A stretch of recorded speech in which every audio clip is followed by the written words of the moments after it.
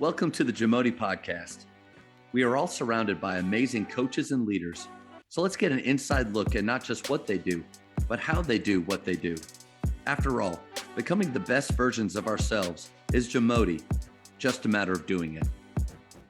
Coaches, the Jamodi podcast is powered by Biology. What's your BSA score?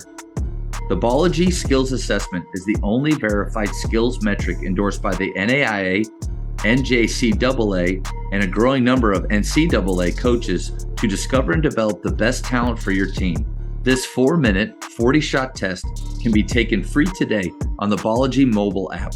Elevate your game.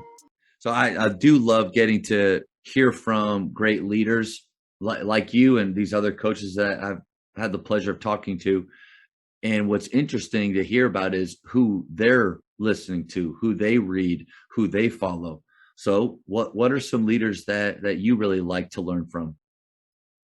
From high school, I think, I think in this area, I'm looking at guys like you, what you're putting out on social media, what you're putting out with your podcast, Coach Peeler at Highland Park, obviously, Coach Hill, Jesuit, you just had released his, who I think is one of the best.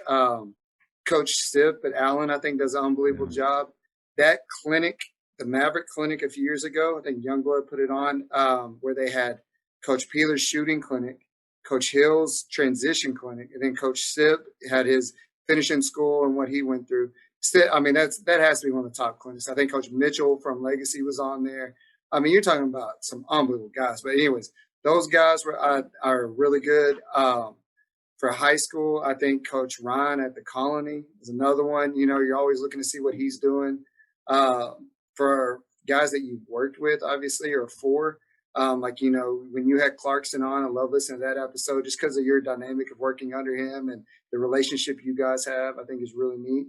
And you're always rooting for guys that, you know are good guys. So from the college aspect, I think Coach McGaslin at UNT, I think is one of the best minds in college basketball. I think, you know, you look at his career. When I went to a clinic when he first got the UNT job, North Texas officials put it on, and that was one of the best ones I've ever been to. He is one of the best teachers of the game, and I think he gets it at the way he teaches competing.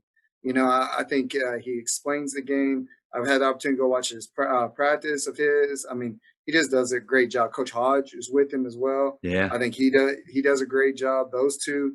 I'm a big fan of Coach Cross at Troy from his days at UTA. You know, he's a good one. Yeah, a guy I used to coach with at Athens, Texas, who is now at who went to Colleen, ended up on his staff at Troy. So, you know, that even makes it better. So you're always rooting for those guys, seeing what they're doing. Kelvin Sampson, you know, everybody wants that tough program we talk about, stuff like that.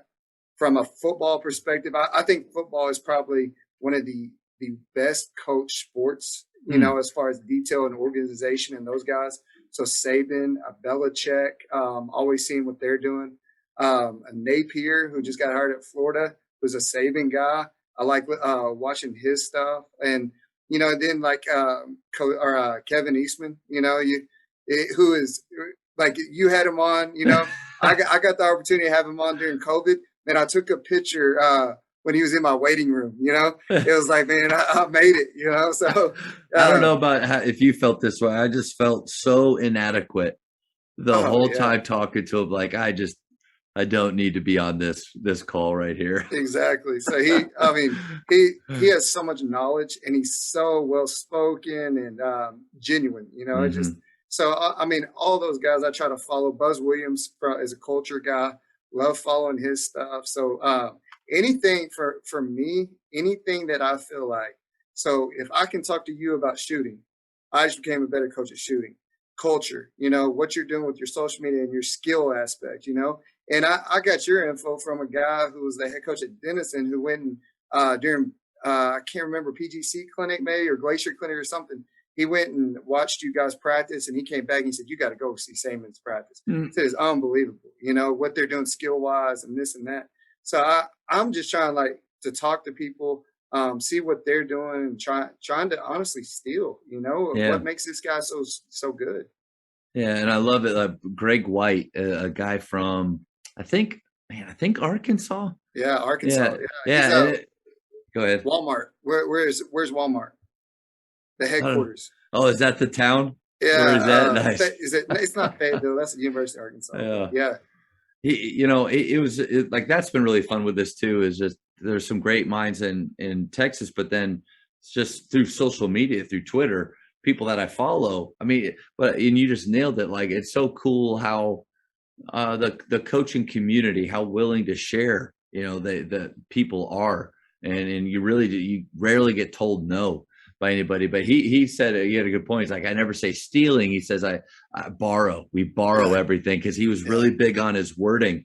And so you're right on the money though. Is we all borrow and we steal things from other people that when we see something or hear something that might work with our program, with our kids, that is what it's all about. And then the willingness of these guys that just have such great minds to be open to discussing what they do is pretty cool. Oh yeah, definitely. So you just had a great list of leaders right there. What are some characteristics, that they have that just makes you kind of gravitate towards them? Number one, they're genuine. They know who they are. I think that's an important one. When I've look at these guys, and then I'm going to piggyback off that. They're genuine in the fact they're serving others, but they're constantly. You talk about a Coach Peeler at Highland Park. You ask Coach Peeler something, you ask him how you attack this defense. He's going to send you 10 clips he has of how he does it, in the middle of a season when he's preparing for his own team as well. Coach Hill at Jesuit, I'll send him a text, hey, Coach, working on situations right now. What are some things I could work on? And you see the 3 dots, Then the phone rings. Hey, well, Coach, I was going to send you a text, but it was too long, so I'm going to call you. All right, and if I need to send you this, I'll after listening to your podcast with him, I told him, hey, Coach, really like listen to it, that book I'm about to order, blah, blah, blah. He sent me his notes from his book. Those guys they're good. And here's the deal. They're going to share because they understand too. It doesn't matter what they give you. It's how you do it. And I think that's the biggest aspect with those guys is the guys at the top, the Kevin Eastmans, the Mike Neighbors, those guys, they grow the game of basketball. They're genuine in how they do it, and they're just really good. Yeah. The tough thing to me is now when you got these guys out there that are willing to share and give you their thoughts and their notes, is how do you choose what you use, what you don't? Because and Clarkson made that comment, like everything just sounds so good, but you can't do everything. So how do you choose that? I think you have to understand, number one, where you're at. You touched on a little bit earlier. What works at Faith is not going to work at McKinney High, or what works in Anna might not work at. That's true. Not with Wes's crew. Yeah. So I mean, you have to understand where you're at. You have to understand who you are as a coach, as a leader, and you have to understand what your kids are good at. I think that comes from I'm not quite sure. Anna's I would say I've been here for 6 years now. So for me, I haven't had that next stop as far as what works here works someplace else. So, but I think you have to get comfortable where you're at and see what fits. Thank you for checking out today's episode. Please take a moment to subscribe to this podcast, share it with your fellow coaches, and find us on social media for what's coming up next on the Jamodi podcast. It's just a matter of doing it.